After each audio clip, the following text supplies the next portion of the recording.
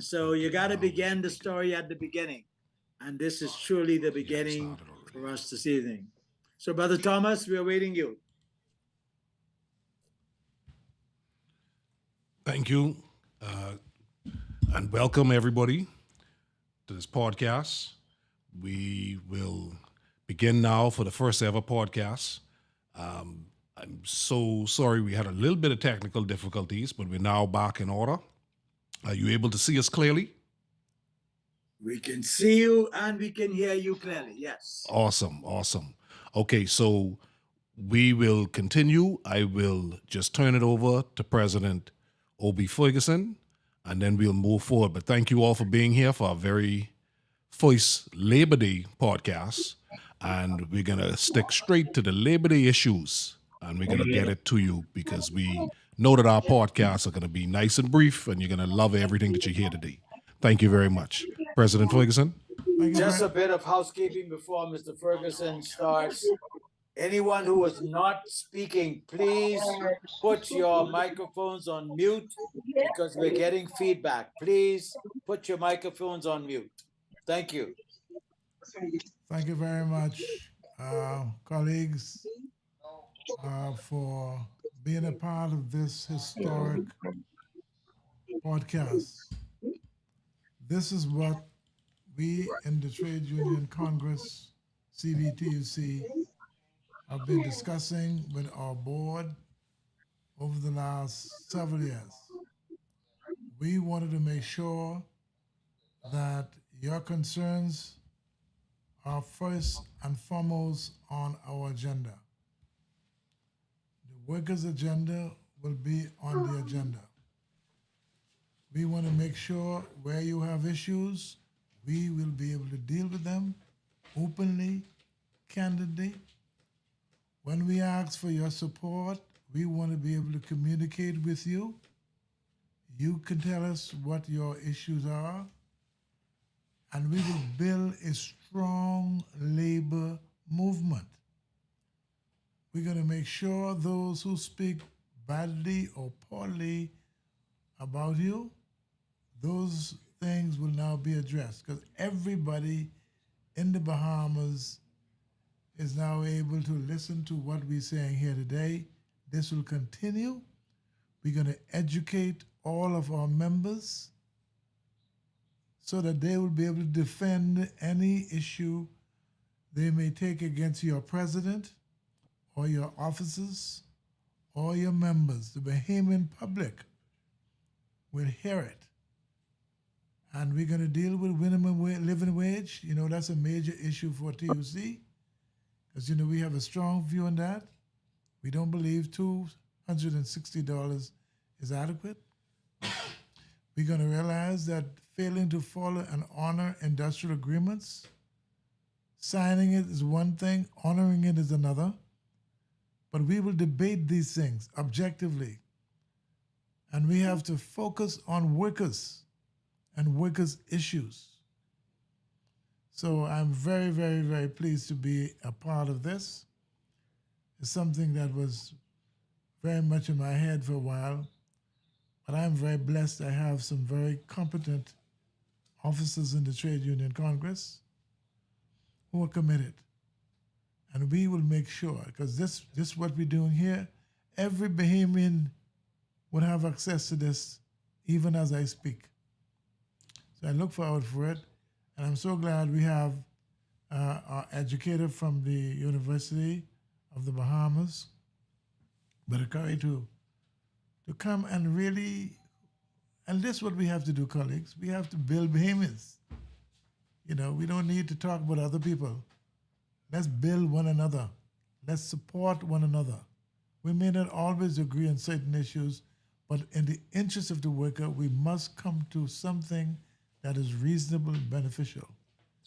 And nobody gonna play with us because we are now able to communicate to all Bahamians and people who are not even in the Bahamas.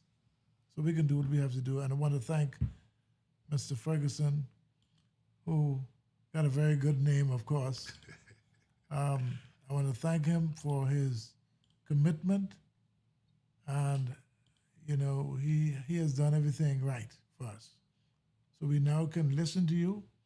We can now hear you. We can react to you. And when they lie on us publicly, we can now respond to them immediately. We're not going to let them go in and dominate and call you names and all that, try to project you in a negative way in the Bahamas. Because they can't oppose us because we for you. We are you. Thank you very much. And I look forward to listen to the educator and our Bahamian expert on the historical development of the labor movement and why it is so important for us to know our history. Fred Munners always say, if you don't know it, you're going to repeat it. And I agree with that. So I now turn it over to Freddie. You can take it from there. Thank you very much, Mr. President. Thank you very much, colleagues and guests, for joining us this evening. As I said, this is a historic first official podcast and our very first special guest for the Commonwealth of Bahamas Trade Union Congress Speak Up program. And so we are delighted to introduce this evening Professor Christopher Curry. He is a publisher, he is an author, he is a UB, Bahamas, University of Bahamas professor of history. I believe he may be the head of the history department there, but he is a former Bahamas Antiquities, Monuments, and Museums director. And so he is well qualified to talk to us this evening. And so it gives me extreme pleasure to introduce Dr. Christopher Curry, who will speak to us about the labor movement and, in particular, the Labor Day Parade and its origins some 70 years hence, with its commencement in 1956. Dr. Curry. Well, thank you very much, my brother Freddie. I truly appreciate the invitation. I want to acknowledge President Ferguson. I want to acknowledge Mr. McPhee, Mr. Ferguson, Mr. Woods, other officers of the Trade Union Congress, other allied union members, and most importantly, what I would call labor warriors, the people on the ground in the trenches who are always fighting, but sometimes they are also victimized, as was pointed out by President Ferguson. And so solidarity is what really counts when it comes to the labor movement. And united we stand, divided we fall. That is something I believe in myself personally. I hope that as I share my brief history talk this night, that you will gain something beneficial from understanding the origins of the first Labor Day parade, and of course also the establishment of the Labor Day holiday in the Bahamas. I want to say that as I begin my remarks, most of what I'm about to say is actually extracted from a new book that has just been published in December of 2025. It's called Constructing a New Country, Nation Formation in the Bahamas from 1920 to 2020. It's co-authored by myself and Keith Tinker. Dr. Keith Tinker unfortunately passed in February of this year. He was a co-author. The book is not yet out for sale, but it will be in short order. But most of the material that you will be hearing from me is from chapter 1. And so with that said, I want to begin by setting the stage by us going back to June 1st, 1956. On June 1st, 1956, a swarming crowd of 20,000 persons gathered at the Southern Recreation Grounds for the culmination of the inaugural Labor Day Parade. On that auspicious occasion, near the stage were three distinctive men from very different backgrounds. Delivering brief remarks was Kenneth Sterling, a Jamaican trade unionist representing the interests of the International Conference of Free Trade Unions, an organization with 75 million allied workers. Sterling enthusiastically kindled the passion of many gathered on that day, who had united under the flag of the newly formed Bahamas Federation of Labor. The second figure on that occasion was Randall Fox, positioned near the stage, supporting the crowd's fervent cheers and directing the affairs of the day from the background. The third character in the unfolding drama was the featured speaker, Governor Ranfurly, a man who represented the British colonial system. As such, Ranfurly blended British conservatism and the need to uphold law, order, and bureaucracy with a keen sense that the winds of change related to decolonization were in full effect, and the survival of Britannica depended on much needed reform. Make no mistake, Ranfurly's liberal agenda advocated reform, not revolution. In this vein, his speech at Southern Recreation Grounds was measured and balanced, highlighting on the one hand the importance of the labor movement and trade unions to the affairs of a colony, and on the other hand, encouraging industry and hard work within the social contract of government and civil society. The governor's presence at the event was fortuitous, as his own colonial secretary had a few days earlier rebuffed the overtures of Randall Fox and the organizers' request to have him speak. Fox, however, used the might of the pen, responding that if the governor refused to attend the gathering, then 20,000 workers would descend upon Mount Fitzwilliam to greet him. Such was the occasion of the inaugural Labor Day Parade, an event that brought together thousands of workers along with men and women of varied political interests. Evidently, the 1956 Labor Day Parade is significant for several reasons. First, it represented the crystallization of political consciousness that had been awakened for the previous 2 decades. Far from being an isolated or singular event, the 1956 Labor Day Parade signaled continuity with recent political reverberations that had been initiated in the 1930s and 1940s in the Bahamas. Second, it clearly demonstrated the pan-Caribbean influences that the labor movement and more generally political activism in the Bahamas had engendered. Indeed, the presence of sterling and Jamaican trade unionists at the event cemented the ways in which political ideas in the colony were influenced by broader movements in the Caribbean region and the larger Atlantic world, particularly Pan-Africanism, Black nationalism, decolonization, and civil rights. Finally, the confluence of events that led to the first Labor Day Parade demonstrates the strong political culture based on progressive ideas had emerged and was consolidated into a united front by the mid-1950s. Arguably, by 1956, a common progressive vision was popularly embraced, combining anti-colonial sentiments with the demands for labor laws, educational and agrarian reform, the adoption of universal suffrage, and an end to racial discrimination. As Randall Fox eloquently stated, the progressive movement had a date with destiny as we started to amalgamate, educate, and agitate among the poor for a world in which no one would want for food, shelter, or clothing, and all would be protected against the ravages of sickness and old age. Now, to understand the enormity and the magnitude of the moment that was that first Labor Day Parade in 1956, it's important for us to draw back the curtains of history and look at what was happening in the Bahamas up to that point. We know that during the early 20th century, most Bahamian workers faced low wages, poor working conditions, limited political representation. They had just emerged out of a system in the 19th century where the truck share and credit system exploited blacks where they weren't even paid wages. In the pineapple industry, in sponging, in the salt industry, persons worked without pay, without recompense.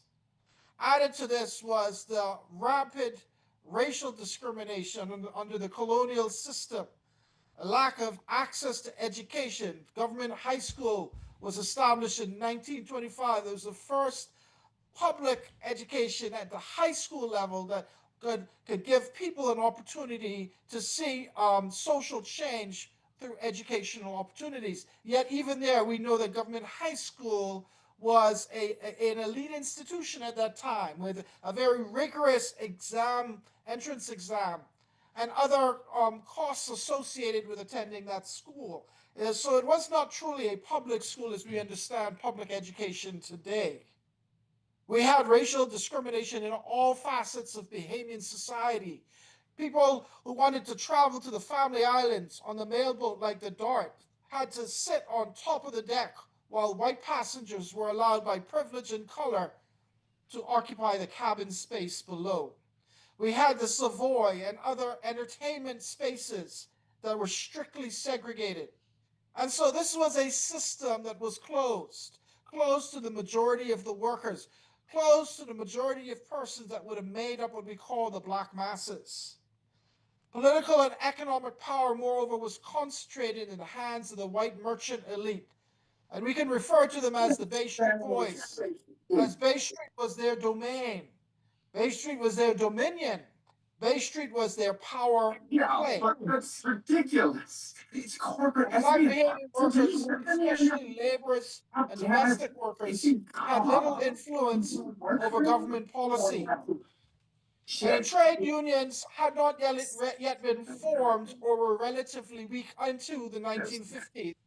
You may know that the first union was actually formed not in New Providence, but actually in Anagua around 1935, 2 years before a personal dispute erupted into what some, like Gail Saunders, refer to as the Anagua Riot of 1937. That was just really a foreshadowing of the larger labor unrest that unfolded in 1942. Some people refer to that uprising as the Burma Road Riot, and it occurred on June 1st, 1942. That date, of course, is very important because our Labor Day holiday celebrates and commemorates the Burma Road Riot, landing on that same date of 1942. But of course, every year it's a different day. What I would like to say, though, is the embers of the labor movement really began with that Burma Road Riot. Some people, though, question why we call it a Burma Road Riot because most of the violence that was inflicted on the workers were perpetrated by British regular soldiers. I remember a few years ago I interviewed Sir Arthur Folkes, who was actually a student at Western Senior, which is now Sierra Walker. And he described as a young boy watching vividly British soldiers ruffle up black laborers as they marched peacefully across Blue Hill down onto Bay Street, and how they were thrown up against the wall or the fence, the government house. And that kind of intimidation and violence at the hands of the British soldiers makes us wonder whether it was a riot instigated by the laborers or whether it was British colonial violence instigated by the British soldiers. But nevertheless, I digress. The main point, though, is that the Burma Road Riot is closely connected to a larger political awakening, the quiet revolution, as we sometimes call it, which saw workers awaken to their rights, or the denial of such rights as something that was an inevitable and inalienable right guaranteed by universal laws, by the Universal Declaration of Human Rights and other laws such that they began to demonstrate, and they refused to allow themselves to be exploited in the hands of the Bay Street Boys. But of course, there was the need for organization. And it took about a decade before we saw formal organization occurring. There were, of course, proto-political groups like the Citizens Committee. And then, of course, there was the PLP that formed in 1953. And the PLP initially was formed to challenge the dominance of the United Bahamian Party, though they didn't call themselves the UBP at the time. They were just simply known as the Bay Street Boys. But the social and economic reforms promulgated by the PLP in its founding years included an equitable educational system, employment opportunities, lower prices, and low cost housing. In fact, in October of 1953, published in the newspaper at the time, they indicated in The Guardian the following. It says, the Progressive Liberal Party hopes to show that your big man and your little man, your black, brown, and white man of all classes, creeds, or religions in this country can combine and work together in supplying sound and successful political leadership, which has sadly been lacking in the Bahamas. The platform that they articulated there was more of a vision for the colony in which class divisions, special interest groups, and persisting barriers of exclusion would all be removed so that everyone would be placed on a level playing field. Such a progressive vision attempted to appeal to a wide spectrum of Bahamian society while also attacking the oligarchic practices and poor leadership of the Bay Street Boys. But the PLP were not alone in articulating a progressive agenda that included labor rights. Suspended from practicing law in 1954, Randall Fox returned from a one-year self-imposed exile from New York to advance the cause for a new kind of politics in the Bahamas, led by honorable men, as he would say, who would be exalted in the establishment of a new righteous government. To create the new climate envisioned, Fox established an employment agency on Bay Street and Elizabeth Avenue, where he not only fought Recording in for progress. opportunities for black workers, but organized them into craft unions and negotiated decent wage scales and better working conditions on their behalf. Eventually, these various craft unions became affiliated with the Bahamas Federation of Labor. The working class interests was solidified, in other words, under this umbrella organization. And these bold initiatives invariably drew the wrath of the Bay Street Boys. But the labor movement remained undeterred, and they continued to challenge the status quo. And despite opposition from the white oligarchy, Fox and a committed core of labor activists continued to demand changes. The BFL, in fact, advanced specific objectives, including a fair labor code, the establishment of an industrial conciliation board, the right of persons to join the union of their choice, and a social security system. They also advanced more broad-ranging progressive goals, including the fight against wage slavery and economic injustice, as well as the demand for equal pay for work of equal value. The committed core group included, and it's very important because while I recognize Randall Fox, as we should, it's very important that we also recognize others in the movement. You had Bill Mallory. He was actually a stonemason. Cecil Bain. He was also the secretary and a painter. And then you had Morgan Bryce, who was a treasurer, and he was a carpenter. These men, along with many women, continued to champion expanding workers' rights and democratic principles. Early success was evident in 1955 when the BFL led a successful strike in which it demanded higher wages for garbage collectors. The Federation organized a picket line around Fort Montague Beach Hotel, demanding shorter hours for construction workers and time and one-half for overtime pay. Again, the BFL was successful in its protests, leading to improved conditions for construction workers. Simultaneously, as the progressive labor movement was coalescing around democratic principles, the PLP was expanding its base by adopting a platform that specifically attracted grassroots and black working class supporters. In late 1955, a chance encounter between Cyril Stevenson and Randall Fox demonstrated how both arms of a progressive movement united for widespread change. According to Fox, Stevenson presented him with a copy of the International Labor Organization Bulletin and read, "All human beings, irrespective of race, creed, or sex, have the right to pursue both their material well-being and spiritual development in conditions of freedom and dignity of economic security and equal opportunity." Both men were cognizant of the ways in which labor issues were human rights issues. and therefore the impediments to progress and social justice needed to be eradicated in order to build a more just and equitable society. Stevenson made the case that destroying the system was no easy task. It could be accomplished if the PLP worked together with labor leaders, which is the other arm of the progressive movement. The merging of ideas between Stevenson and Fox led to a signature moment in the political history of the Bahamas, a united progressive movement with labor aligned with the newly formed Progressive Liberal Party. At a rally held in December 1955 at Southern Recreation Grounds, the core objectives were pointedly expressed. Fox spoke at the rally alongside Lyndon Pindling. He reminded the audience that colonialism is a sickness in our society. It robs the government and the governed of their human dignity. The therapy capable of creating the conditions for a new social order is a new representative house of assembly. In his typical fiery oration, Fox further elucidated the need to destroy the colonial system. He stated, "I intend to destroy this barefooted economy and put some shoes on it. I intend to destroy the empty dinner table and put some food on it." Pindling was equal to the task, providing a riveting speech in which he chastised the Bay Street Boys for their corrupt practices and anti-democratic principles.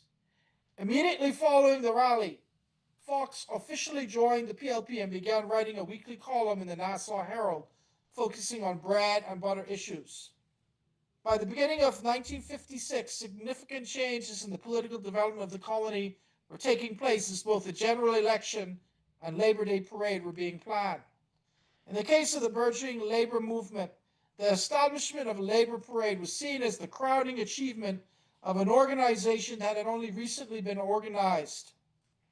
In February of 1956, Fox was reinstated as a practicing lawyer, and he used his law office, really the basement, to create a command center organizing the parade in which all trade union groups and allied workers could march for workers' rights. The local organizing committee strategically set the date of June 1st to commemorate the 1942 Burma Road riot and celebrate the heroic efforts of workers who united for a moment to dramatize their struggle for greater economic justice for the labor force. It's interesting what Randall Fox had to say, because he asked really two rhetorical questions which reflected the state of the social, economic, and political spheres of Bahamian society at the time. The questions were this: in a land so bountifully blessed, with more than enough for all, should there be such inequalities of conditions? Similarly, he also stated, why should we have heaped up wealth interlocked with such deepening poverty in New Providence and on islands? And so the genesis of the first Labor Day parade was birthed out of growing political awakening within a racially and economically divided colony. And the notes that I have on the actual parade are telling. And this is phenomenal when I think about it, brothers and sisters. On June 1st, as they gathered at Windsor Park, there was approximately 20,000 workers. And I was thinking even today, let me check that figure. Was that a typo? Was it 2,000 or maybe something like that? But the statistics are correct. And it's important they chose this date to commemorate the anniversary of the Burma Road riot. And the parade itself celebrated working class unity, labor rights, worker dignity, and resistance to colonial inequality. Randall Fox himself incisively described the objectives of this first parade. He said, workers will participate in a mammoth Labor Day parade to exhibit the strength and spirit of the labor movement. We hope to pay tribute to the men and women who by their sweat and toil cleared the wilderness and pointed the way to progress. The march was significant. I would even say seminal, as it was really one of the first large-scale public demonstrations of organized labor power in the Bahamas, and it helped to create a stronger sense of solidarity among many Bahamian workers. You will know, of course, the Burma Road riot led to riotous and violent activities. 6 persons were killed, but very little labor changes occurred. They only had an increase in pay of 1 shilling. And so what we see by 56, over a decade later, is a much more powerful movement. The magnitude of the moment was such that 20,000 people began to march up East Street. Organizationally, it was a huge success, as invitations to participate were sent to every union in the Bahamas, asking them to prepare for the event and thereafter to observe June 1st annually as a day set aside to pay tribute to the men and women whose muscle and bone have blazed the trail in the wilderness and pointed the way to progress. It's interesting the day didn't exactly start off as planned, I suppose, as a parade normally would prefer to have clear skies and cooler weather. But this was June in the Bahamas, and it is the rainy season. So the first parade was challenged by rain and nearly got washed out. But like every Labor Day persistently since, people don't allow the rain to rain on their parade. As Fox indicated, at 12 o'clock noon on that day, it started to rain. The downpour continued for half an hour as thousands of men, women, and children dressed in their Sunday best assembled at Windsor Park and took their positions for the grand parade. Suddenly, at 1:30 p.m., with no sign of a silver lining behind any of the dark clouds, a thunderous clapping and clamor went up from the massive crowd. We want to march, and we shall march. And march we did to the music of 3 brass bands and the sound of the pitter patter of raindrops on the pavements.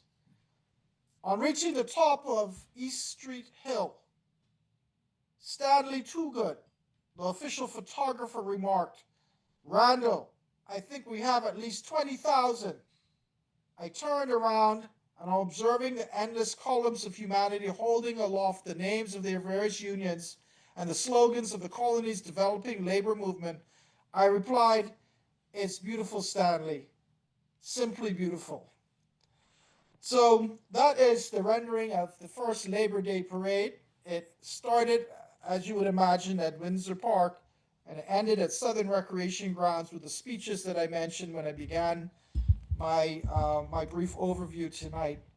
The only thing I would add is we have to make sure we distinguish between this is the official beginning of a Labor Day parade, 1956, but the Labor Day holiday, the public holiday, wasn't established until an act of law until 1961.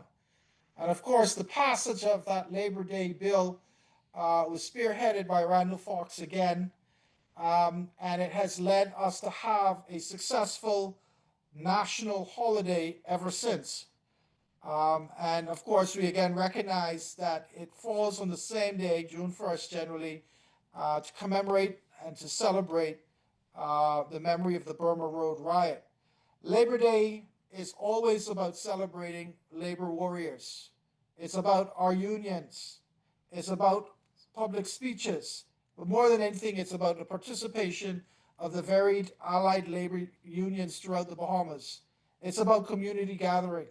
And above all, I will end by saying it is also about solidarity. United we fall, united we stand, divided we fall. Let me correct myself. Yes. I'll end there on that point. Thank you so much, Dr. Curry. That was awesome.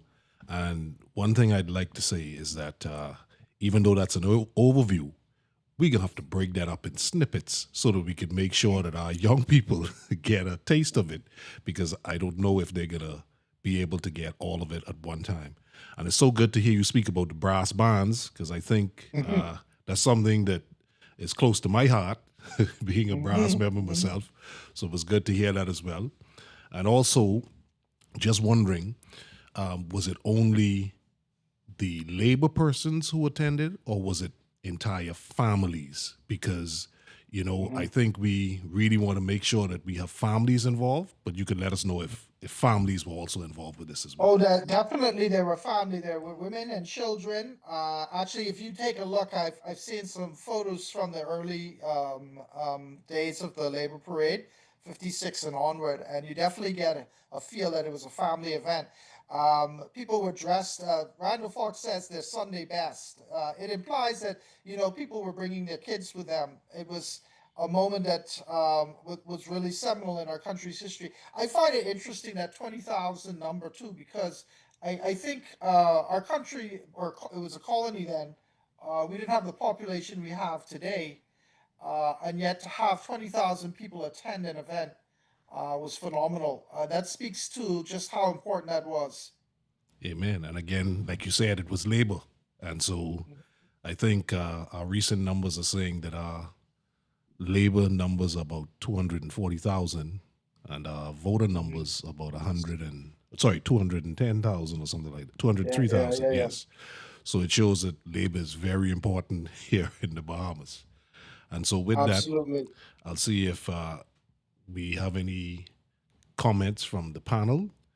We have here President Ferguson, and we also have here President Wood from the association. So do you have any comments? Would you like to put anything towards Dr. Curry? Question, Dr. Curry, and thank you for those for your presentation. For a younger person who may not have been alive or around during the time of Sir Randall, where can they find material, images, articles, or anything to look back on Labor Day, or to do research on, say, even Sir Randall Fox and the labor movement, or what occurred around that time? Okay, so let me just say that to this point, the best book we have still is Faith That Moved the Mountain, right, by Randall Fox.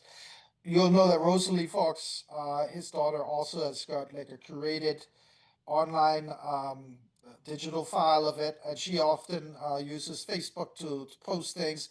I'm in a chat group with her. She sent me some material this week as well that I found useful. I took a couple of quotes from the material she sent me, uh, and then I don't want to be one to self-publish or publicize, I should say, my own work. But the book I mentioned was important.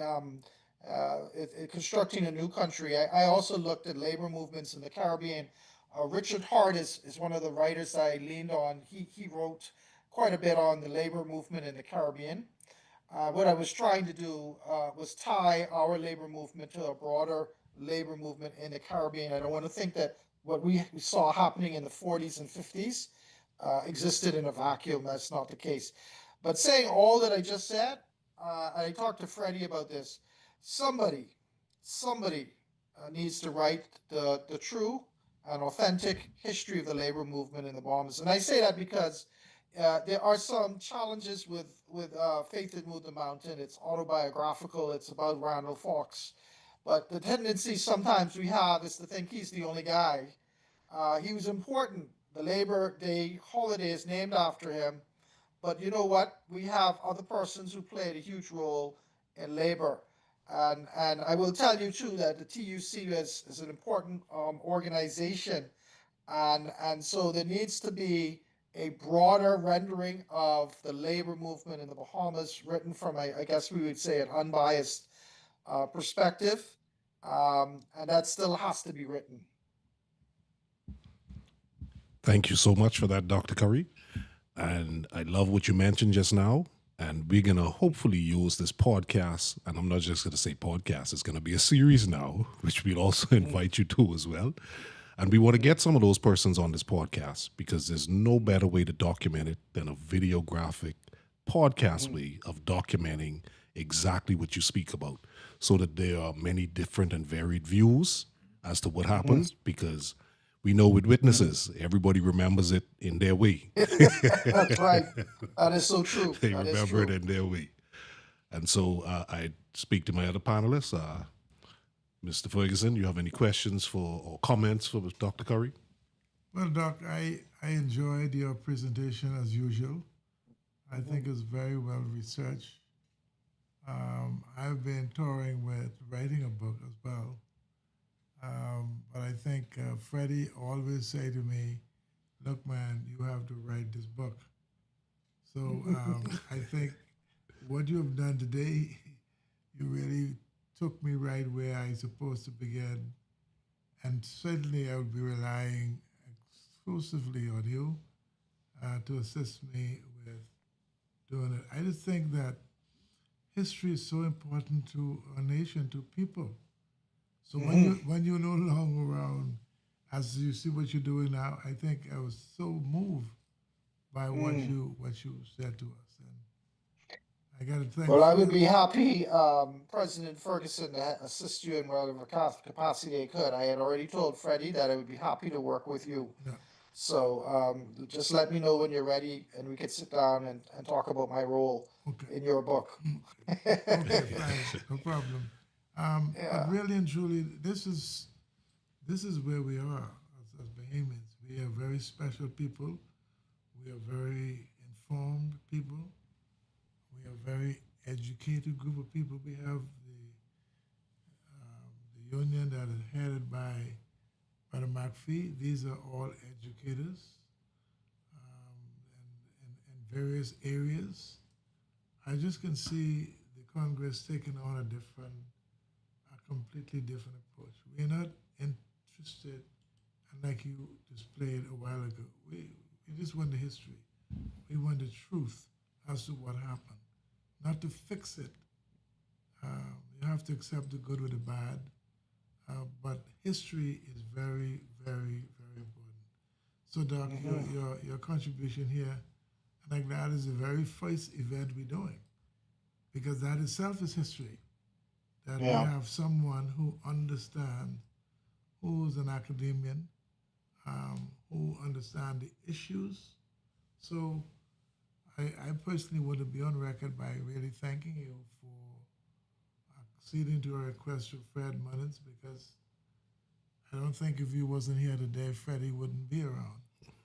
Because he's on my case, I mean, like every day. And you know, Fred got attention that when he wants something done, he wants it done. And I said, yesterday we supposed to have done it, but apparently somehow the electricity was off from 10 o'clock. And as I walked out of the door, the electricity came on. Yeah. And when I came this morning, I was in court this morning. And as soon as I walked in, the electricity went off. I said, no, not again. So I said, I need to buy a generator. But I really appreciate it. And certain my colleagues, they all enjoy it. Doc, we're going to be using you quite a bit because we want to make sure the Bahamian people, the Bahamian students, get the true story and the correct story. Don't be where some people making allegations, they have not done anything about it, somebody tell them a story. But what you did here for us this evening, you put everything in perspective. And now it's clearer, certainly clearer to me, because I have one of the books. I read his book. I also read the book on Sir Clifford Darling. I also read his book. And you know what is distressing to me? I asked, a couple of students. I said, look, do you know who Sir Randall Fox was? And believe it or not, high school graduating, they don't know who is Sir Randall Fox. Absolutely. Then I asked him, I said, do you know who Cecil Wallace Whitfield was? I got absolutely nothing. So I said, Fred, look, this is not the way to build a country. This is not the way to do it. In America, they know everything about Americans. You go to the Caribbean, they know everything about the people who made it possible for them.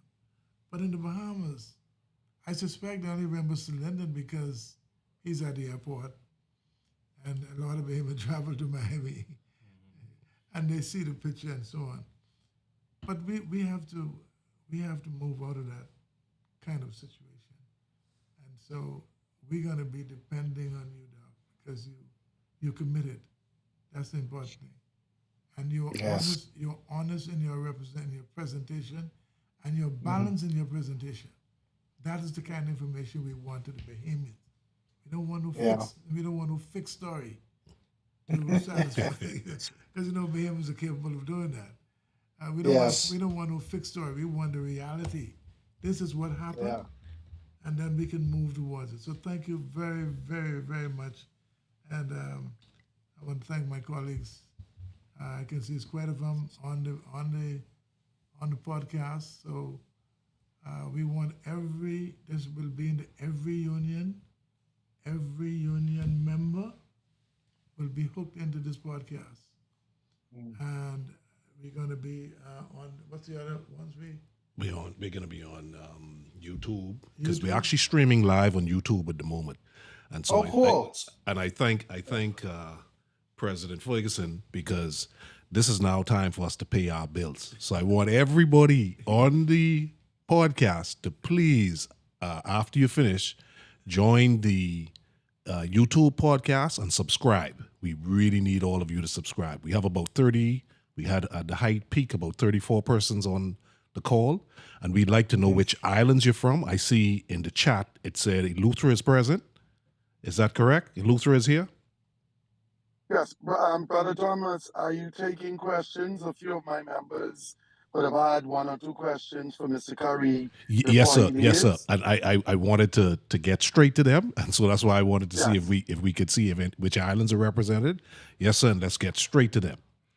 Yes, one of the questions Brother Curry sent to me by one of the members is I have the music education officer on as well, and she is responsible for performing arts, high Mm. school across the Bahamas. She herself is a big supporter of brass bands, and she's asking, do do we know historically did they name any of the brass bands who would have been a part of any of the parades? Because she wants to see if her brass band was a part of that so she could earn bragging rights. I So love Well, I if love that that's a great question. Eleuthera question. I already, love that. I Yeah, love that. it's a great question. I'm in support of Here's that what, question.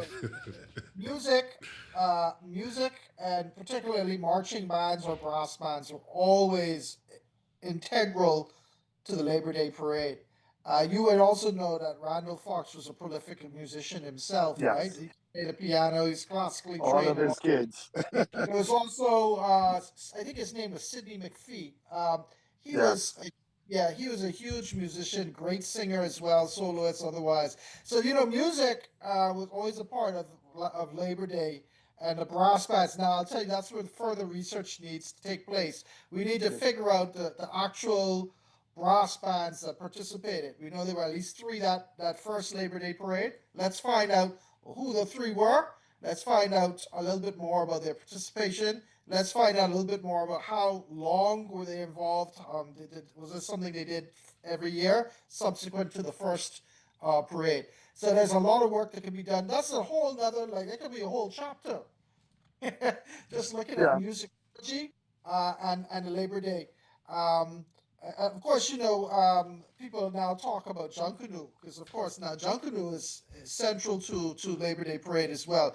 But I think to start with it was music, mhm. and of course things have evolved since then. Yes, thank you so much. And then just the another comment, and then I'll Mhm. mute, and then the others can probably just unmute and ask. But the question was asked, I think, by one of the persons present in the studio. I think it's the president of BIOC, about where could students find information on this matter of labor and the labor movement. I also want to take this opportunity to note in response to that we have been able to get a number of documents. Sister Muriel Lightburn, president of the Nurses Union, a very good friend of Rosalie. The son Francis, also a teacher, well, a musician who we've connected with, and we got some of the documents. Actually, a handwritten signed document by Sir Randall that was used for speeches at Labor Day. We actually have historically a copy of the first program, the program of that same day that you spoke about that has Celinda name as a presenter.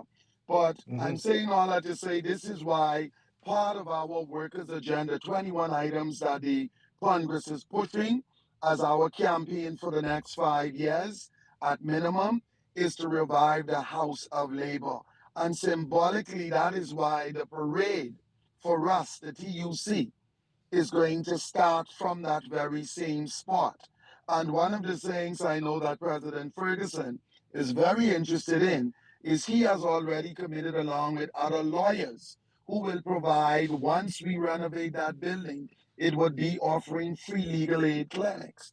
But also, there would be a portion in it where we will put these historical collection of letters, programs, and the others. So, along with the books, as we know, we have a number of students who may not be so interested in all the reading, but it provides a place where they can come and they can view and see and record and feel what happened as well as see what has happened. And so I just wanted to mention to all online that you will hear us talk about restoration of the historical House of Labor, where we're going to start the march from. And part of the dream of Mr. Ferguson that we intend to push through as soon as possible is to have that archives there, and that will provide the opportunity for not only the students, but you would be amazed to know how many adults are not aware, tourists. And so just wanted to know that as you hear about this workers' agenda, that is one of the key things that the present government, while in opposition, committed to assisting us with, and to date has not delivered on, but we're going to push through on that. Okay, let me just respond if I could. I think a couple of things are working in our favor. First of all, I'm still at AMMC, not as the director, I'm the deputy chair to the board. I actually had a meeting today at Fincastle relative to the water tower opening. But I have toured in my capacity as director a couple of years ago, Workers' House on Wolf Road. I went up with Freddie and a few other persons. We had a gentleman from Ministry of Works as well with us. I would love to say that we need to make sure that the Workers' House is on our national heritage list. I would love to see the signage appropriate to signify the location of it, and I would love to support the full restoration of that building, that structure, so that uh, it can be seen. Really, it can be seen by all Bahamians, but particularly our students who would drive up and down. Now, that is a landmark that has to be recognized nationally. So I'm in support of all of that. I do believe, as a final point on this, that you may know that the government did something very significant the other day. It created a new Ministry of Culture, Arts, and Heritage. And I happen to be with the new minister this morning. The point is this, that we have someone that we would think would be tuned in to and sensitive to the importance of heritage sites and sensitive to the importance of that particular site as it is central or integral to the labor movement, that the House of Labor has to absolutely be a priority for the government. Thank you so much, Dr. Curry, and thank you. I just want to mention that that was co-chair, Mr. Stephen McPhee, and the other co-chair. I think she's in the meeting. Are you here, Madam Lightburn? Okay, I guess she's not here, but of course, co-chair Mr. Stephen McPhee is well versed and he's excellent at presenting those particular points. And since he's not there, I don't know if we still have Mr. Munnings, Mr. Fred Munnings in, if you want to make a comment before we go to the other persons in the group and find out the islands we have available. Yes, thank you very much, Brother Thomas Ferguson. I just want to say that this presentation this evening is a watershed moment for us. We are talking about the impact of the workers on the development of the Bahamas. And Dr. Curry took us back to 1942, which was one of the most significant uprisings in our people to bring that consciousness of which he spoke. During that riot, 6 people were killed. and sacrificed the ultimate sacrifice for the rights of our people. And then he moved quickly to 1953 when the PLP was established, but notably, that was established by three gentlemen from Long Island, in the persons of William Cartwright, H.M. Taylor, and Cyril Stevenson. And then, of course, in 1956, the first Labor Day parade. But he gave you the overview. The point I wish to make is that workers were the bedrock and the cradle from which the evolution of an independent Bahamas became a reality. We cannot let anyone forget that. That's why it is important for us to write this history, the true history of our people, and we must take our significant position whenever it comes to any form of development in this country. And therefore, my brothers and sisters, I think it is crucial to also note that the first trade union was established in 1935, even prior to the Burma Road riot, where a group of Inaguans down at the salt mine there took a position to establish themselves as a trade union movement. So it is crucially important for us to record the true history of our people so that no one will ever be able to deny us the right to stand up for what is right and what is just for all Bahamians. So that's my brief respond. And one last thing, you would note that Brother Curry also shared with us that was an alignment with the Caribbean leaders. And so we cannot move away from that. We must reestablish ourselves. So because sometimes in the local arena, because of political power, we may be overpowered.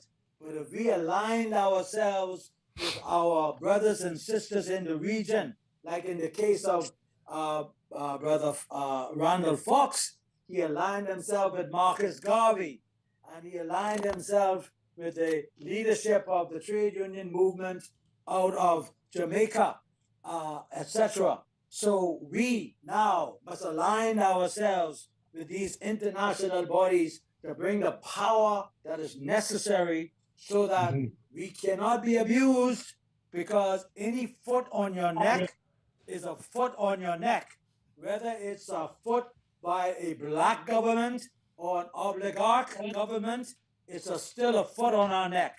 And we are simply saying, remove your foot off our neck. If not, we will use our power and our authority to control the rights and fight for the rights of our people. So thank you, Dr. Curry. It was fantastic. We have just begun. We've opened the doors now for any number of conversations, because just to look at, for example, the Wilma Road riot is one. To look at the general strike, I know you've done extensive work on that, is another one. To look at Black Tuesday is another one. To look at the suffrage movement is yet another. All of these are tied to the workers' agenda, if you will. But before we can know our agenda, we must be educated. And thank you for the education this evening. Thank you very much. Anyone who wishes to speak, if you would raise your hand, Brother Thomas would recognize you. Otherwise, we'll invite some of the people from the family of islands to chime in if they will. Thank you very much. Thank you so much, Brother Munnings, and thank you so much, Dr. Curry.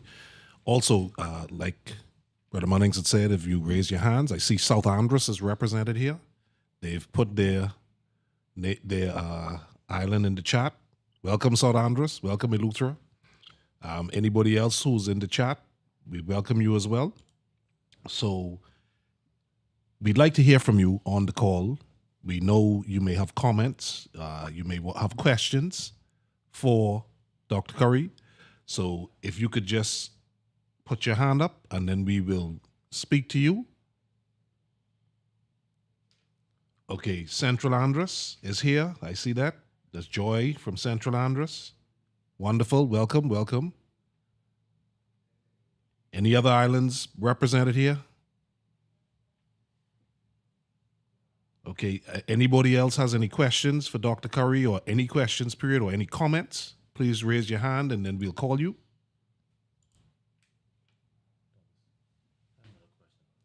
Okay, in the meanwhile, whilst we're waiting for persons to think about their questions, one of our panelists, President Wood from the Surveyors, has a question for you. Dr. Curry, still there? I'm still here. Yeah, sorry. Along the same line as that question that I asked earlier about material, is there anything at the archives department that could be useful in researching the history of the labor movement? Great question. So the Department of Archives does have some sources that are useful. There is material there on the general strike. They would have records from the newspapers, the Herald, the Tribune. At the time, the dailies they have going all the way back. Most of them will be on microfilm. So they take the newspapers and take a photo of it and put it onto a reel. If you can handle the microfilm machines, you'll be fine.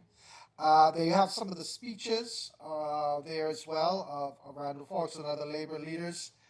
So I wouldn't discount the archives. I think they are a valuable resource.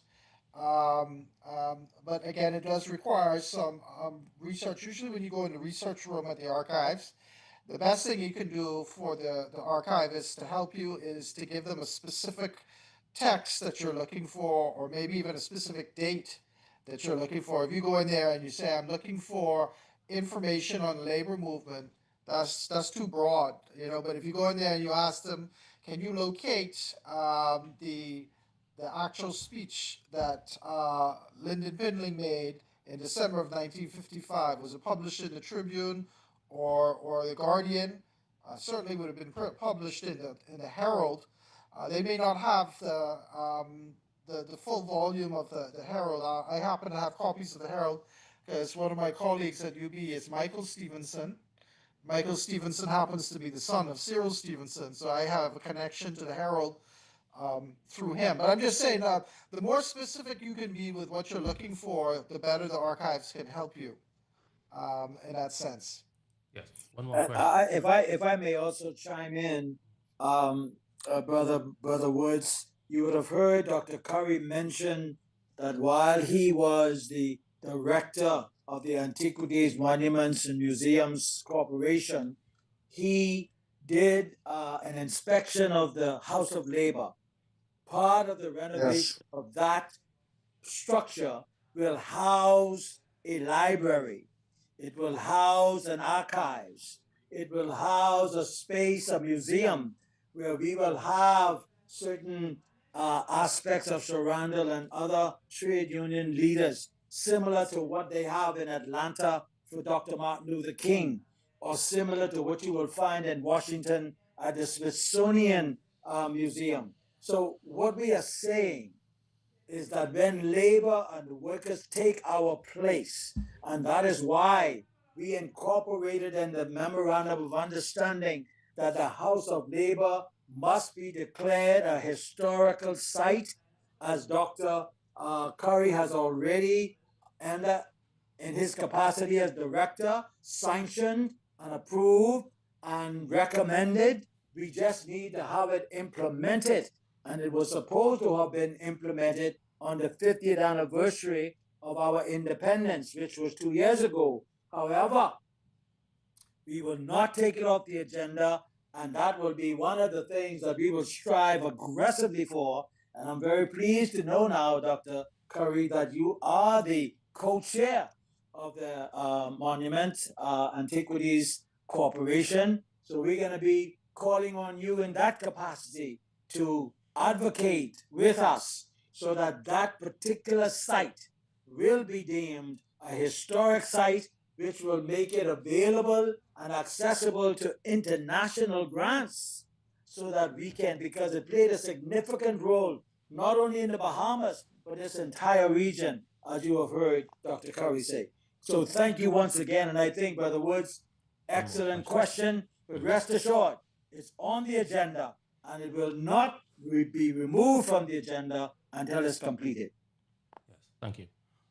Thank you, Brother Freddie. Just want to let you know I'm the deputy chair. That's one below the chair post, but I'm still at MC. Okay.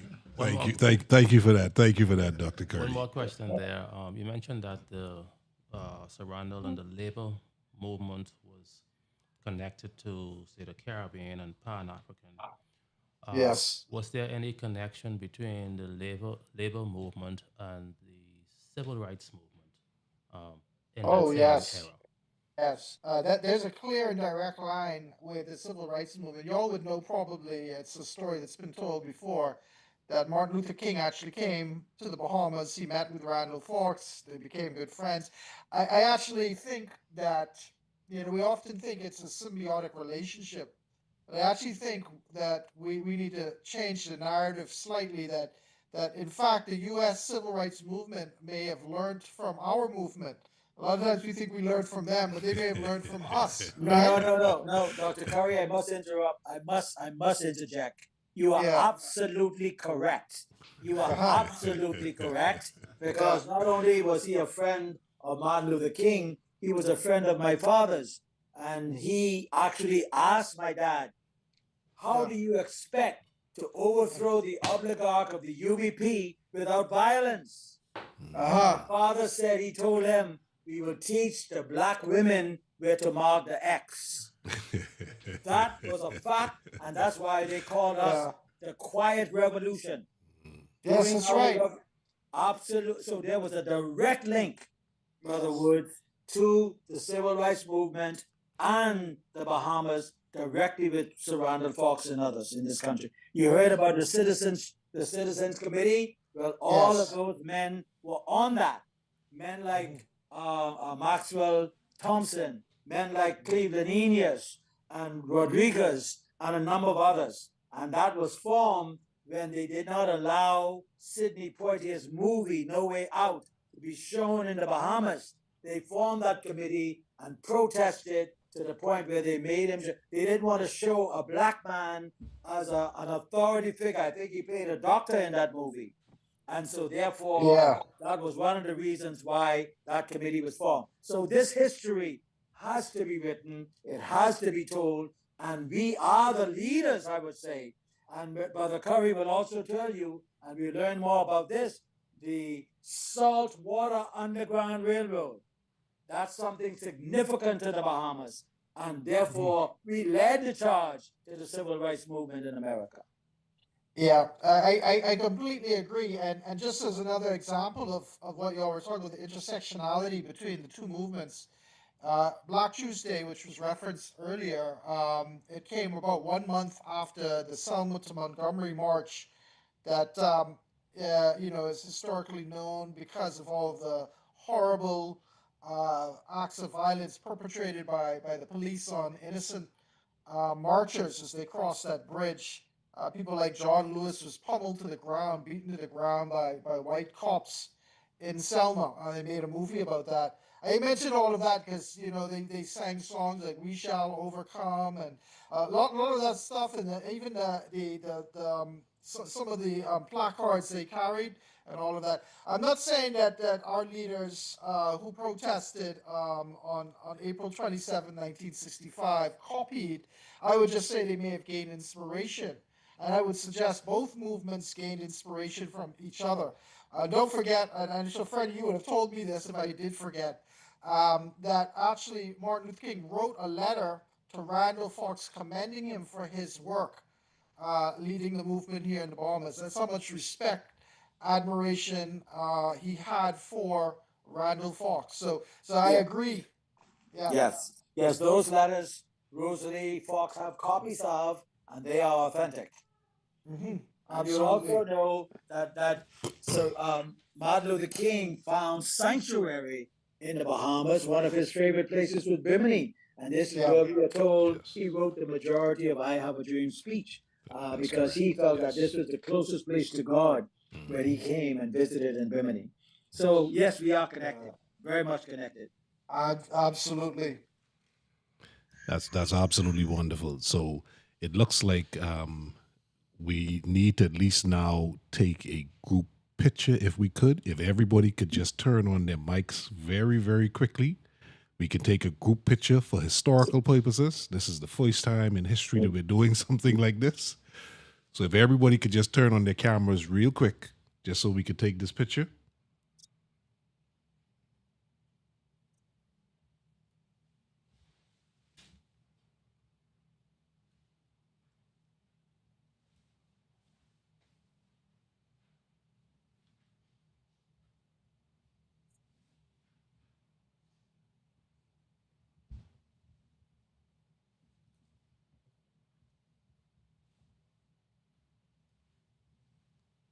Okay, see, we got quite a few people there.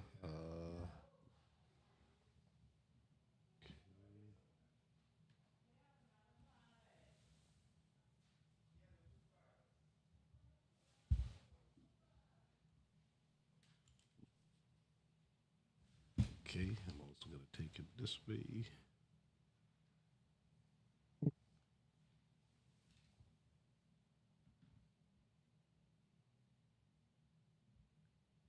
Also, just Okay. to say, as co-chair, this is volume one, please, Brother Thomas. This is volume one. To be logged as volume one. And Brother Curry, I will be reaching out to you for volume two. And Freddie, I will speak to you afterwards. You have earned your right to volume um, another volume. So you two, you're a vessel, and so we're not going to have Curry share his um, time with you. You're going to get your full load in short. But Brother Curry, you can start to prepare for volume two of the labor movement. I was feeling the same way. I feel like Freddie needs his own time because Freddie is a historian in his own right. I was feeling like I needed to sit at his feet, you know. So, Freddie, please make sure you Question. get your own time. Yeah, we're going to. We've decided as co-chair, I'll speak with Sister Libon, and we'll give Freddie his own show. So Question. you will not One, have Freddie take 10 of your minutes in the next show. Hey, what to do is share the but minutes, I, man, because the but one thing it seems like is this iron been sharpening iron here. Mm. Uh, well, well, well, one thing I do know, Dr. Curry knows how I respect his expertise. No matter what I am doing, whenever it has anything to do with history, he's on the top of my list. So if I am afforded the opportunity to be a presenter at some point, I would like to opt that is in culture and music. I would not dare to try to fill the shoes that a Dr. Curry will fill, but we will speak from it from a musical perspective and a cultural perspective. It's all interrelated, and we talked about the marching bands, but that was significant. Matter of fact, Yeah, Sarandon insisted yeah. that he had music, and not recorded music, but live music on the parades. Yes. for clarity, two specific locations always come up when we talk about the labor movements and history. Windsor Park and Southern Yeah. Recreation Ground. Can we clarify in today's geography, and again for the younger persons, where's Windsor Park and Southern Recreation Yeah, Ground? yeah. So Windsor Park, y'all should know, is on the corner of East Street and Wolf Road, and Southern Recreation Grounds is snuggled between Market Street and Blue Hill, north of St. Agnes Anglican Church, south of what used to be Western Senior, Yeah, which is Walker. C.R. Walker now. Yes. I gave the version of what it was when for folks was a student, it was Western Senior, but of course it's Yes. C.R. Walker now. And just to cap it all off, it's across from Purity Bakery. Mhm. Yeah. which Also, just which used to be the Capitol Theater, Yes. and so more significantly, the penny saving bank. I was about to mention that too, Freddie, but you got it. And don't forget, Lewis Street is also very important right there because when Marcus Garvey came to the Bahamas in 1928, there was a UNIA headquarters on Lewis Street in that same very area, Right? and he spoke at Southern Recreation Grounds. This is important because And Southern Recreation. Go ahead, Freddie. no, and Dr. Martin Luther King lived on Lewis Street as well. And Yes. and you may also remember, Dr. Curry, that whole area of Reinhardt Hotel, and the Boy. significance of it with C.R. Yeah. Walker and Mabel Walker. So here again, and then the James Weldon Johnson and Rosamond Johnson on Hospital Lane. So that whole area of Baintown has significance. Yes. So James so and sorry Weldon Johnson. Freddie, sorry for sorry, interrupting there. Dr. Curry. Sorry, Dr. Curry, Freddie. Now, I have to chin you down because you keep talking about you don't know this history, but you just keep flying off with Brother Curry, and so no, you ain't gonna get a segment on music. You are going to get a segment on history. Yeah, So Yeah. we then clear with that. Yes.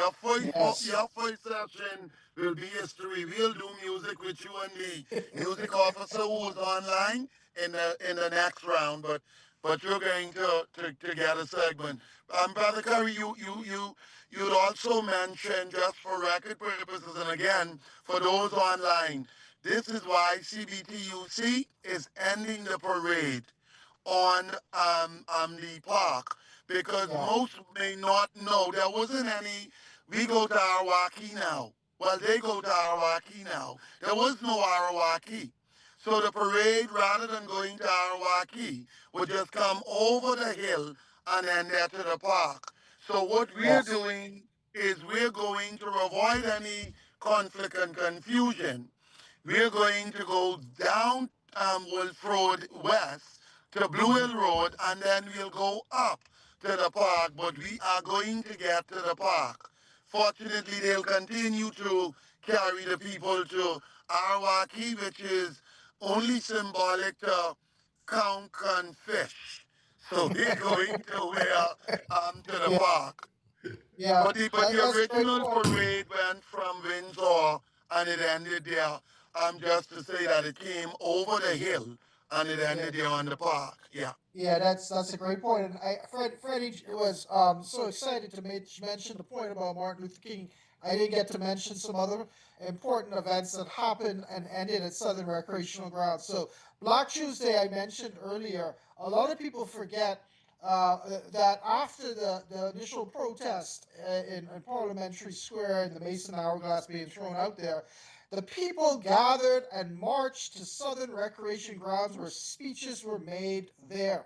Mahalia Jackson also performed at Southern Recreation Grounds. I already mentioned Garvey. When Unicol was formed, later Unicol, they protested at Southern Recreation Grounds when they tried to dump, or they did dump, nuclear waste in our waters in the tongue of the ocean. It was Unicom who protested. People like Sean McQueenie and even Franklin Wilson were protesting at Southern Recreational Grounds, calling for an end of colonial rule because the British were allowing the U.S. to dump that waste in our waters without consulting the people. And so all of this is to say that Southern Recreation Grounds is a significant, I would say, nexus or place of convergence of labor rights and civil rights. Last point I want to make, when we launched the history textbook last year in April of 2025, we strategically chose Southern Recreation Grounds as the location where the history book would be launched because it was is significant, not just because it was the 60th anniversary of Black Tuesday, but because of everything I've said today about labor and civil rights and the nexus of convergence of ideas that landed at that spot. And thank you so much for that, Dr. Curry. And just one more thing, just want to ask you reference to this. Are there maps, seeing that we have surveyors here, right? Are there maps that document and show this? because that was quite a historic part of Yeah. evolution. And Yeah. is that available for that particular aspect? And if not, I guess we have some work to do. I think there's some work that I want to say yes, lands and survey, but I know also a few years ago, you all may know this, Ministry of Works, we'll call it a rehabilitation of the west side of Southern Recreation Grounds. They created a park, a basketball court. There's an interesting sculpture which needs to be redone. They used some cheap material, and there's some posters commemorating the history of Southern Recreation Grounds as well. Some signage which is pretty good. I say all of that because I think Works would maybe have the maps that we're looking for. If not Works, it would be Lands and Survey. But we can certainly dig a little deeper to find out that information. Awesome. Awesome. Panel, anything else? Okay, well, it seems like we have exhausted your time for the night. I'm certain you'll be tired now. We've tickled your brain Sorry, quite a Mr. bit. Thomas.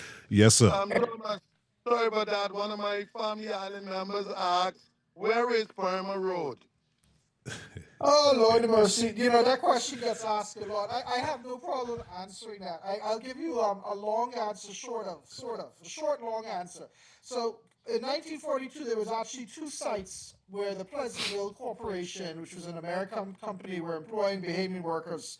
One was called Windsor Field, and the other was called the Project. One was by Oaksfield. You know, the airstrip, you can kind of still see it there. Right by where the old carnival grounds is, that's where the airstrip was in Oaksfield, and of course Windsor Field is where LPIA is. So the point is this: they marched from, I believe, the headquarters of the Pleasantville Company was located in the Oaksfield location. They would have marched from there, either down Nassau Street or Blue Hill Street. Blue Hill actually seems to be the better case for being Burma Road, only because of the eyewitness account that I have from Sir Arthur Folkes when I interviewed him a few years ago. Remember, I mentioned that he was a student at Western Senior, which is now Sierra Walker, which sits right on Blue Hill, right? He describes them coming down the hill, and so does Randall Fox in his account. He describes the laborers as descending upon Bay Street. To descend upon Bay Street means you have to come from a hilltop. So that is why I believe it was actually Blue Hill. The workers marched down towards Bay Street. So that's my explanation as to why I think Burma Road is actually Blue Hill, or some people say Bailu. I like to say Blue Hill. Thank you, much, sir. You're welcome. Great question. Great question. Okay, if there are no more questions, I don't see any hands raised. I think we are good. All right, so we look forward to the next sessions. I think there's some great steel sharpening steel, some excellent research, some excellent knowledge, some excellent bites given to us, and I'm certain we're going to benefit from that. And we'd like to thank you. And with that, we just get some closing remarks, brief closing remarks. So we'll start with you, please, Dr. Curry, just closing remarks, and then we go to the panel and the other ones. Yeah. So my only thought is first of all, this was very entertaining for me. It's engaging. I really loved your questions. I loved the fact that I was even allowed to come in and to speak. I believe that there's a lot of work for us to do together. I'm happy to collaborate with President Ferguson in whatever capacity he sees me working with him. But truly, this is just opening, the lid, so to speak, on the labor history, which has not been written definitively, and there's work to be done in that capacity. So let us continue to have these dialogues. I'm happy to join in another session. You all have your resident historian in Freddie. Freddie and I have done other things together. He knows that, but whatever capacity I can work in this area, I'm happy to do this. Just thank you so much for allowing me to be on the panel, on the platform. I truly appreciate it being here tonight. Thank you so much. Thank you. Roger. I just want to thank Dr. Curry and all the organizers for this event. And I just want to say that the president of the Bahamas Association of Land Surveyors, we're also happy to be involved with this particular podcast and the labor movement.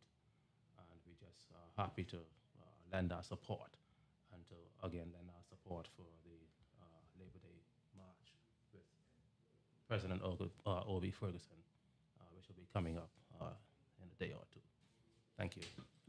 Okay. I just want to join my colleagues and Doc for your eloquent presentation. Very informative. I've always admired you. Every time I appear, you had to give a historical overview, even at the university. I was very, very, very impressed. So Fred didn't have to do too much to convince me of that. But your presence here has certainly impacted this whole proceedings, and this is going to be an ongoing program. So we will be calling on you at different points in our development, because education, I strongly believe, is the great engine for development. Without knowing your history, you likely be found in a place that you not necessarily want to be in. So I want to thank you, sir, for your presence. And what I like about this, you will always be our original presenter as an academician in our community. And I think that is critical. We can't talk about a program like this, like you have done for us. You went back into the history of the labor movement. So this program will go on indefinite. And you was the one who came here, who took the time away from your family and your other commitments to come here to tell us. First time I know now about Blue Hill Road. I know something that I know. But that's what education is all about, and information. So we are very, very, very pleased. And we ain't going nowhere without you, Doc. So just remember that. Because the committee is into you. I am into you. So I think we'll be okay. And I want to thank you, really, really, really thank you for putting your seal of approval on what we're doing. I know Brother McPhee, he's a very, I call him a movable fellow, and he's going to make sure. He's going to say, Mr. President, where's Dr. Curry? And Freddie would not allow me or anybody else for that matter not to have you to be a major player in whatever we do in this Congress. So I want to put that on record so so the public or those who come even after us, they will realize how it all got started and who played the role that is necessary for us to be here. So thank you very much. I also Truly appreciate it. Yes, I also want to thank Fred and Brother McPhee and the committees and all those who came out to observe us and to hear us. I'm very, very much appreciative of that. But as of tomorrow, our focus is going to be quite a bit on the Labor Day activity. What are we going to be doing? Who's going to be doing what? And I can say here today we have a major sponsor. There's a chicken place there. Let's go. Yes. What was in my mind? I'm looking at them right now. The chicken. Popeyes. That's it. Yes. Popeye has been very, very, very, very supportive of this event. They have donated over 500 pieces of chicken, Popeye chicken. So that tells you that all employers are not bad. And so this march will be, in effect, contributed by Popeye. And I told him, well, we're going to be needing sponsors for this event. That seemed not to be an issue at all. So we, to write our history, we got to able to talk to some of them because Dr. Curry, his education didn't come by walking. He did some things, and it costs some things. So we want to do it, Doc. We want to do it for the future of Bahamas. Let people know we are very competent in our respective rights. Look at the educators we have. I hear Mr. McPhee, President McPhee, talking about what the specialty they have within this grouping. I mean, that's just incredible. And we have to talk about them. We don't want to talk about other people and leave your own people here who are educators. We got to promote one another. We got to talk about one another. And we have to talk about one another publicly. So the younger generation would know who Dr. Curry is, who would President McPhee and Fred. We have to do that because we talk about people from other countries. But when we get to a Bahamian who is very good, we got some issues. We're going to get rid of that. We have to. If you're going to build a country and build a movement, everybody shares in it. There's no one-man band. I don't believe in that nonsense. I believe in everybody have a role to play. We may have differences of opinion, colleagues. We're all educated men and women. But that don't mean we can't agree. We look at what's the greater good. What are we trying to achieve? We want a Bahamas for Bahamians. This is our sovereignty. This is our country. You know, one man is going to go there and tell us to do things that don't make no sense. We're going to speak to that, and that's one of the reasons why this program is here, to deal with this kind of situation. The surveyors, they don't want to employ them. What kind of nonsense is that? Who would accept that? $260. How could you make a case that a family of four can live on $260? But we got to speak to it, speak to power. And I'm very, very moved by what Doctor said a while ago. We got to fix that building. That's a must. I travel all over the world. When I go looking at different places, this building is this for this reason, this building is for that. My God, the switcher and the corned beef in that building when they voted to support the Progressive Liberal Party. And now we hear everybody benefiting from your work and you're not benefiting. Doc, we're not going to allow that to happen. We're not going to allow that to happen. As a movement, we're going to look after our people. Simple. And if we do some things wrong, it's going to be done wrong in the interest of the people. And that's what we in this TUC, we made a commitment to this. But McPhee indicated that the agenda, it's going to be on the agenda. And that's where we are. And we want to work with the university. Mm-hmm. We have to. Mm-hmm. In every country, the university play a critical role in any country. I don't know where we get this from. Mm-hmm. So we're going to do what we have to do. I want to just thank you, Doc, again for your intervention, your completeness, in the way in which you presented it, and your it's just objectiveness. And I got a freak for people who being honest and people who speak clearly, people with character. Yeah. I got a problem when I see us playing around with our Bahamian citizens who are not capable or who are not given the opportunity, I should say, to be where we are. So now I can talk to you, you can talk to me.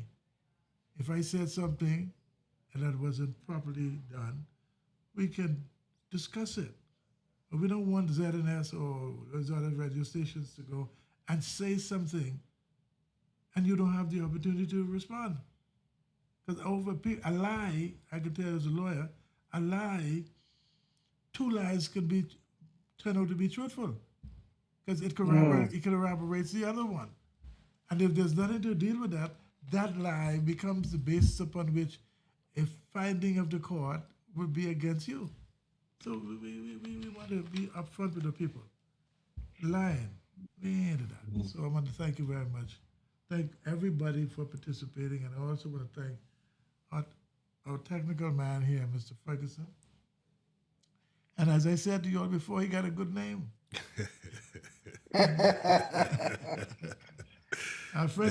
Freddie's having a problem with that because he's not a Munnins. But I said, Fred, you and I close enough that we can switch over at different points in time. Thank you very much, and have a great, great evening. Okay, thank you so much, President Ferguson. And if we could have a very brief word from co-chair and President McPhee, and then we could close off with a word and a final prayer from Brother Munnings, please.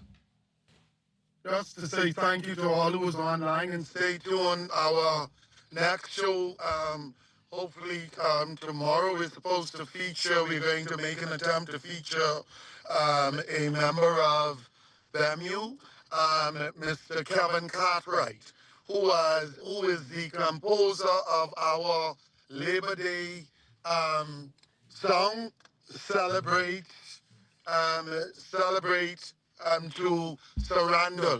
An excellent song. I wish that I don't know if Brother Thomas had it up. No, I know my I'm members sorry. are very, Yeah, I will have it up for tomorrow. Sorry about that. yes, Yes.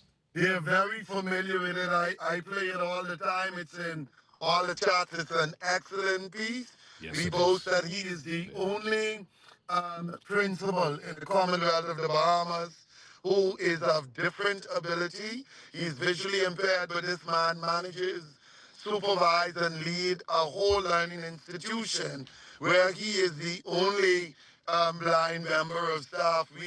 We are so proud of him. He's a young Bahamian, a composer, a writer, an education leader. I mean, and so we're going to have him on so he will share with us briefly, what caused him to write the song, what inspired him to write this song. And so we just want all to stay tuned. Thanks a billion again, Brother Curry, and we will be in touch. Thank you so much, Brother McPhee, President McPhee, and Brother Munnings. If you could give us your final words, and we could close with a prayer. Thank you very much, Brother Thomas Ferguson, and to all of the participants, particularly Dr. Christopher Curry.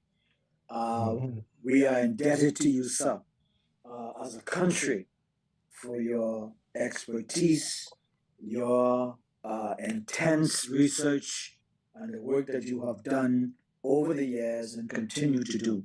May God continue to bless you. And we're going to ask one more favor of you, because I know you're a lay preacher. You are in the church. You're an elder in your church. So we're going to ask you to invoke God's blessings and give us our benediction.